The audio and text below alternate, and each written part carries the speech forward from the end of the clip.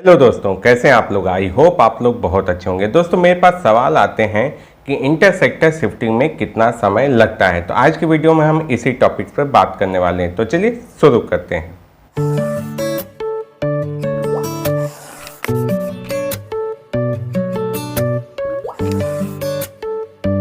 दोस्तों inter sector shifting हम कब करवाते हैं? जब हमें स्टेट से सेंट्रल में, सेंट्रल से स्टेट में, स्टेट से ऑटोनॉमस बॉडी में, इस तरह से हमें शिफ्टिंग की ज़रूरत होती है। अगर आप स्टेट से स्टेट में ही जा रहे हैं और सेंट्रल से सेंट्रल में, तो वहाँ पर आप शिफ्टिंग की ज़रूरत नहीं है। आपका कंट्रीब्यूशन जैसे ही नए डिपार्टमेंट में आपके एम्प्लॉयर द्वारा सबमिट किया जाएगा, जैसे ही वो रेगुलर कंट्रीब्यूशन होंगे, आपका अकाउंट शिफ्ट हो जाएगा।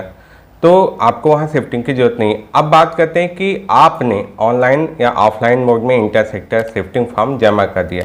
अगर आप ऑनलाइन मोड में शिफ्टिंग फॉर्म जमा करते हैं तो जरूर चेक कर लें कि आपने ई साइन किया हुआ है, OTP से वेरीफाई कर लिया फॉर्म को, और उसके बाद अब आपका फॉर्म ड्राफ्टेड शो कर रहा है। स्टेटस तो व्यू करना आप जानते ही होंगे, जहाँ से आपने शिफ्टिंग रिक्वेस्ट की वहीं से आप स्टेटस भी चेक करते रह सकते हैं।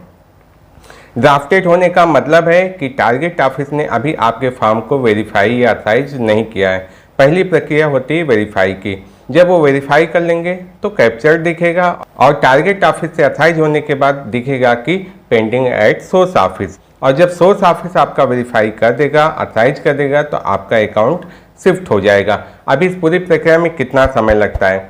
इस पूरी प्रक्रिया में 1 दिन का भी समय लग सकता है और आपके फॉर्म सालों तक पेंडिंग रह सकते हैं। ऐसा क्यों? क्योंकि मैंने देखा है किसी भी डिपार्टमेंट में NPS को लेकर कोई फिक्स क्लर्क नहीं है कि नहीं इनको सिर्फ NPS का ही काम करना है।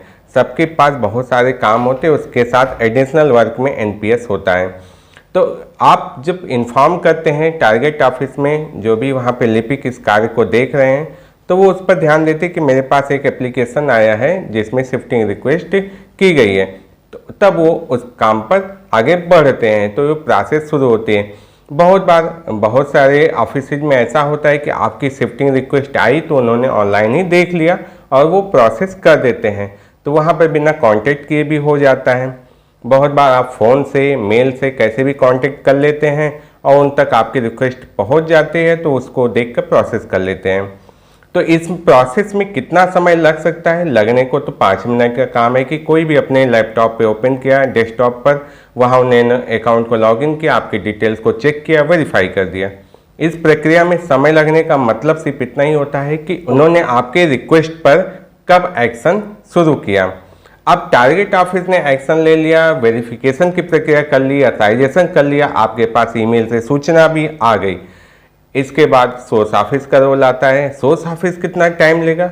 वही बात है कि सोर्स ऑफिस के पास जब आपकी रिक्वेस्ट दिखेगी, जब उनको पता चलेगा कि किसी एम्प्लॉय ने यहाँ पर रिक्वेस्ट डाली हुई है, तब वो आपकी एप्लीकेशन पर प्रोसेस करेंगे, आपका रिक्वेस्ट देखेंगे, वेरीफाई करेंगे, अथराइज करेंगे, जो भी काम उन्हें उनके लेवल पे वो कंप्लीट करेंगे।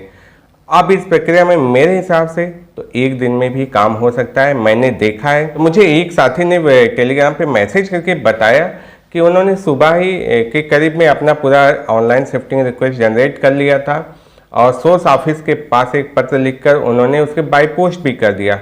इधर टारगेट ऑफिस को भी उन्होंने फ़ोन करके सूचना दे दी और सोर्स ऑफिस को भी उन्होंने मेल कर दिया। तो टारगेट ऑफिस ने वेरिफिकेशन की प्रोसेस कंप्लीट कर दी और सोर्स ऑफिस ने सुबह 10 बजे जब उस मेल को देखा तो 10:30 बजे तक उनके वेरिफिकेशन अथराइजेशन की प्रक्रिया कंप्लीट कर दी। तो विथिन 24 आवर्स उनका काम कंप्लीट हो गया। तो आप इसे समझ सकते हैं कि कोई टाइम लिमिट नहीं है। और मुझे आपके जो मैसेज और मेल मिलते हैं उससे मुझे पता चलता है कि लोगों के सोर्स ऑफिस या टारगेट ऑफिस में अथराइजेशन की प्रक्रिया सालों से पेंडिंग है। तो आप समझ सकते हैं कि टाइम की कोई लिमिट नहीं है। कभी PFRDA ने सुझाव मांगा था कि क्या 30 दिन के अंदर शिफ्टिंग की प्रोसेस को कंप्लीट कर देना चाहिए। उस समय नोडल ऑफिस ने क्या रिस्पांस दिया मुझे नहीं पता। इस पर अभी तक कोई ऐसी अपडेट भी नहीं आई है कि 30 दिन के अंदर ये प्रक्रिया ऑटो शिफ्टेड की कंप्लीट हो सकती है। तो मैं यही कहता हूँ हमेशा कि जब भी आप शिफ्टिंग की प्रोसेस शुरू करिए तो पहले टारगेट ऑफिस, सोर्स ऑफिस से कांटेक्ट कर लीजिए। आप अपने मित्र, दोस्त, यार, रिश्तेदार या जो पुराने कलीग्स वहाँ रहे हों, आप कि आपका खुद का व्यक्तिगत संपर्क वहाँ रहा हो, वो सारी चीज़ें आप स्थापित कीजिए। बाय मेल बात कीजिए, बाय पोस्ट बात कीजिए, जो भी तरीका आपको अच्छा लगे, आपको आसान पड़े तो आप वहाँ पर जा सकते हैं।